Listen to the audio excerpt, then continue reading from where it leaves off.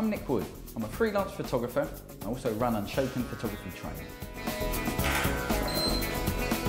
Today I'd like to share with you some great tips and advice on how to produce some stunning photographs. We're going to have a look now at fashion photography lighting. The way you set up your lights is very much dependent upon the results that your client or yourself are trying to achieve. We're just going to have a look now at a couple of very simple and basic setups that you can create either in a studio or out on the street or in your own home. We're going to look at just using a single light, which is the best way of starting out.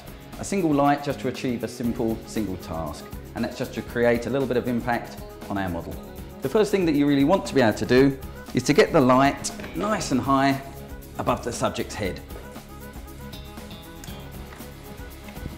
Something just like that. Have a check to make sure your lighting is actually aiming at your subject. And what we're trying to achieve is a 45-degree angle to the subject that we're trying to light and a 45-degree angle up in the air. What this helps us to do is to try to reduce ultimately the shadows that we're going to be getting onto your background. If you're shooting at home, that could easily be a big problem.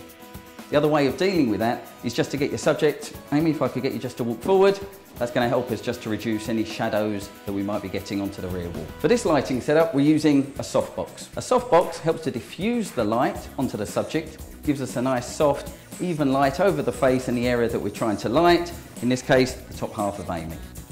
As an alternative, if we're looking for something a little bit edgier in our fashion photography, we may use a beauty dish. An object just like this just creates a little bit more contrast onto our subject and a little bit more drama.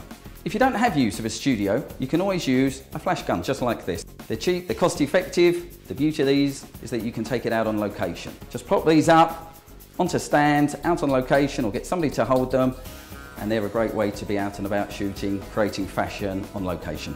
With your model, and when you're shooting fashion, you don't really want to be shooting directly onto your subject. It doesn't give you the best impression and won't give you the great results.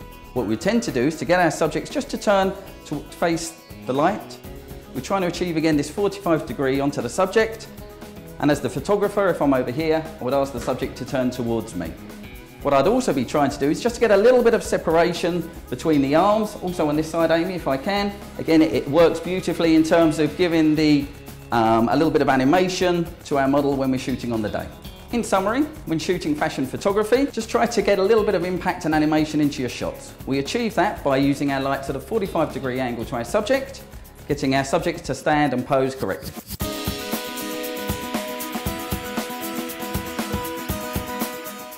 We've got the setup exactly how we want it now. Let's take a few shots and see some fashion photography in action.